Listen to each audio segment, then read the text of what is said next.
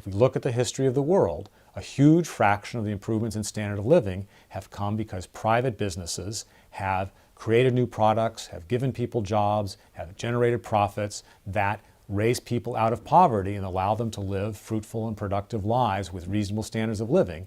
We can have much more of that, and it will have beneficial effects around the world if we step back from the excessive regulation and have a much more capitalistic system.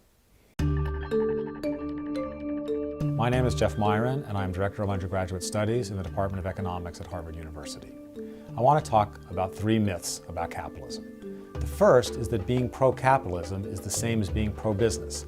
Nothing could be farther from the truth. The point of capitalism is to make sure that businesses have to compete vigorously against each other, and that benefits consumers. It's not good for the businesses per se, because they have to work really hard. So many businesses understand this, and they hate capitalism. They're constantly trying to get government to erect various rules, restrictions, regulations that help them, but that are not in the interest of the consumers. So pro-capitalism is good for consumers. That's whom we're ultimately trying to help. A second myth is that capitalism generates an unfair distribution of income.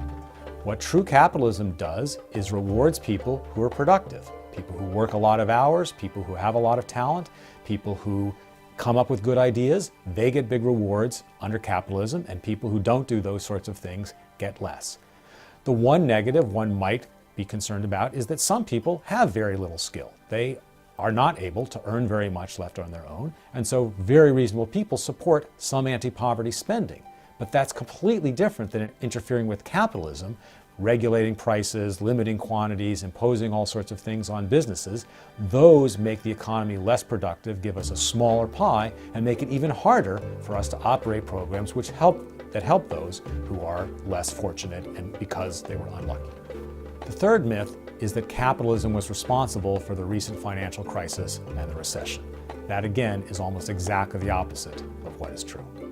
First of all, nobody who's being intellectually honest thinks that we had unbridled, serious capitalism before the crisis hit, before the subprime buildup occurred, before we had all of the housing problems. We had enormous government interventions that subsidized risk, enormous government interventions that encouraged an overinvestment housing. If one's going to try to draw any conclusions, it seems to suggest much more clearly that interfering with capitalism generates financial crises, generates recessions, because what we experienced was directly related to the incentives for excessive risk-taking, the incentives for overinvestment in housing that were created by government.